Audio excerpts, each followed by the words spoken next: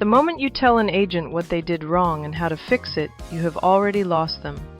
Not because they do not care, not because they are difficult, but because the moment you start telling, they stop listening.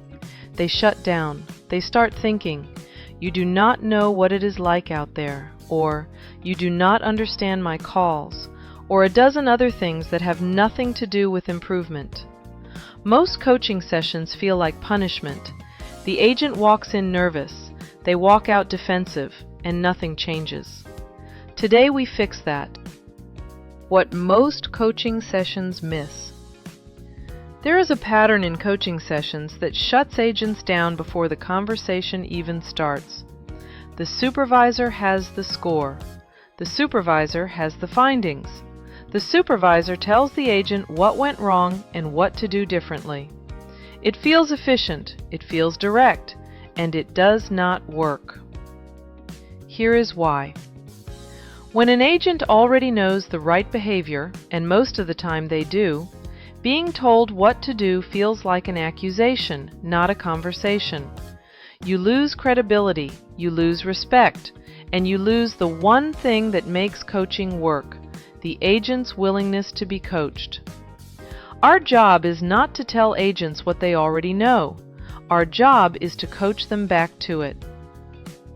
That is the difference between a manager and a coach. Skill versus will.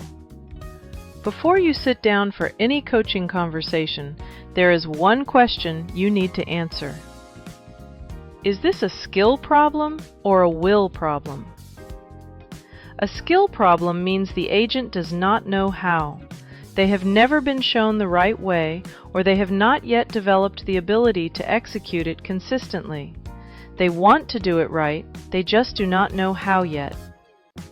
A will problem means the agent knows exactly what to do.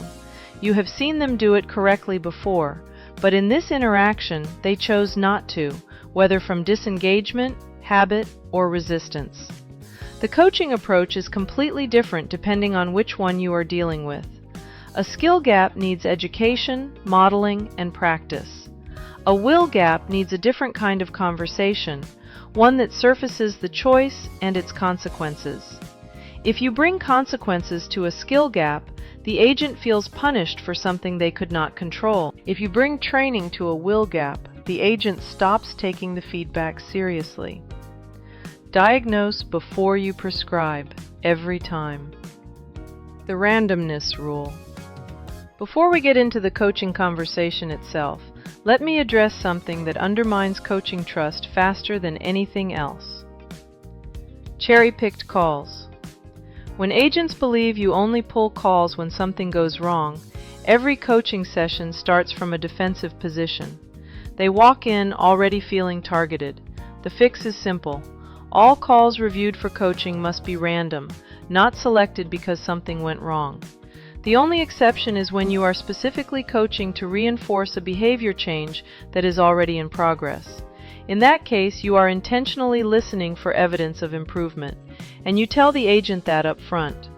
Random selection tells your team, "I am invested in your development, not hunting for your mistakes." That changes the entire dynamic of the room. The 3 modes of call review.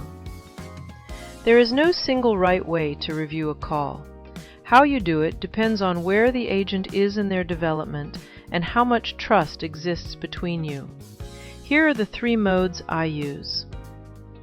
Mode 1. You score independently first, then listen together while the agent scores.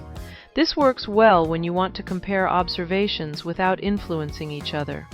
You each come in with your own perspective and then you align. Mode 2.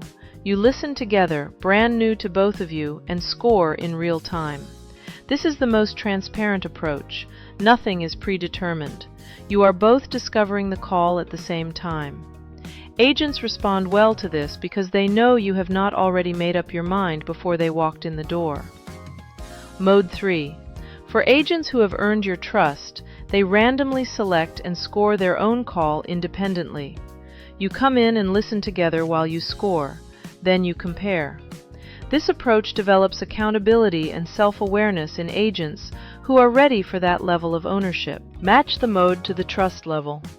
As agents grow and demonstrate consistency, you give them more ownership over the process. That is not a shortcut, that is development. Always start positive. Now we are in the room. The call has been scored, and here is where most coaching sessions go wrong immediately. They start with the problems. Do not do that. Every coaching session, whether it is corrective or reinforcing good performance, starts the same way. Tell me what you did well on this call. Then you stop talking and you listen. This is not a warm-up exercise. This is the most important part of the session. When an agent identifies their own good behaviors, two things happen. First, they feel seen, not just evaluated. Second, they arrive at the solution conversation in a completely different mental state. They are open, they are engaged, they are not bracing for impact. Use probing questions to guide them. Not leading questions, guiding questions. Questions that help them find what is already there. Things like, do you think the customer felt heard on that call? Or, tell me how you identified the issue so quickly. Or, did you feel like you resolved everything the customer came in with? You are not telling them what they did well. You are asking questions that help them discover it themselves. Now, what if they genuinely cannot find anything positive? That happens. When it does, help them find something. Even on a difficult call, there is almost always a moment worth acknowledging. The only time I reference basic requirements, like a proper greeting, is when an agent truly cannot identify a single thing they did right. In that case, the greeting becomes the anchor. We build from there. The point is, we always start somewhere good. Always. FIS, the framework. FIS stands for Fact, Impact, Solution. It is the structure I use for every coaching conversation, whether I am addressing an area of opportunity or reinforcing a behavior I want to see continue. Here is how it works. You identify the top 3 areas to address. Not every deficiency on the scorecard, 3. The 3 that will most change the customer experience if they improve or if they continue. For each one, you work through 3 questions. Fact. What specifically happened? Observable behavior only. No interpretation, no assumption, no opinion. Not, your tone was off. That is an interpretation. At the 2-minute 45-second mark, the customer said, I feel like you are not listening to me.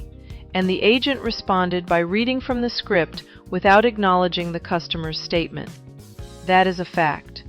If you cannot point to a specific moment, a timestamp, a metric, or a verbatim exchange, it does not belong in the fact section. Impact. Every fact has an impact across 3 dimensions. How did it affect the customer experience? How did it affect the team or the operation? And how did it affect the metrics? Be specific on all 3. The customer felt unheard is not specific enough. The customer restated their issue 3 times before the agent acknowledged it, which extended the call duration and contributed to a repeat contact. That is specific. That is impact the agent can understand and connect to. Solution. This is where most coaching sessions go wrong, and this is where FIS gets it right. You do not give the solution, you ask for it. Here is the question I use. Knowing what you know about how to handle this type of situation, what would you do differently? Then I stop talking.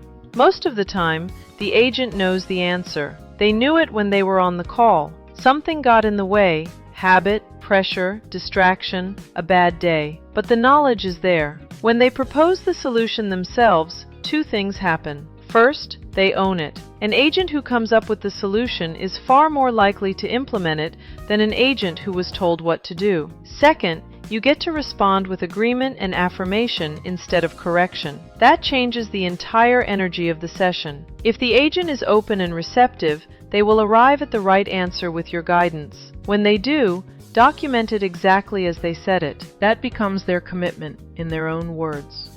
If the agent is resistant, if they push back, deflect, or cannot get to the answer despite your guidance, then you provide the solution directly. Document which path was taken. That information matters if the behavior continues and the situation escalates. Fact, impact, solution, reinforcement. Now here is something most coaching frameworks miss entirely. Fact, impact, solution is not only for corrective conversations, it is equally powerful for reinforcing behavior you want to see continue. When an agent handles a call exceptionally well, use fact, impact, solution to anchor that behavior. Walk through the same structure. Fact.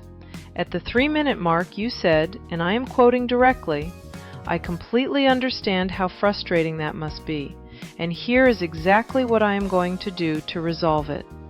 The customer's tone shifted immediately. Impact. The customer felt heard. The call resolved on first contact. The interaction reflected exactly the standard we are building toward. Solution. Continue doing this. Specifically, continue leading with acknowledgement before moving to resolution. That is what changed this call. When you use fact, impact, solution to reinforce good behavior, the agent walks out of the session knowing exactly what they did right and why it mattered. That behavior becomes intentional instead of accidental. And intentional good behavior is what builds a consistent team. What gets recognized gets repeated. The complete Contact Center Coaching Toolkit is linked in the description. One free download that includes the Quality Assurance Scorecard, the Fact, Impact, Solution Coaching Form, and the Personal Action Plan, all in one file ready to use with your team. In the next video, I am going to walk you through what happens after the Fact, Impact, Solution conversation, the Personal Action Plan, how to document the behavior the agent is committing to change, how to set a realistic observation period, and how to use positive reinforcement to catch agents doing something right during that window. Because the coaching conversation is only the beginning. The change happens in what comes after it. If this changed how you think about coaching conversations, subscribe so you do not miss the next tool in the series, the Personal Action Plan, where the real behavior change happens. And drop a comment below. What is the hardest part of coaching conversations for you? Starting them? Keeping agents engaged? Getting to a real solution? I read every one. Real tools, real talk. Ex-Boss Babe.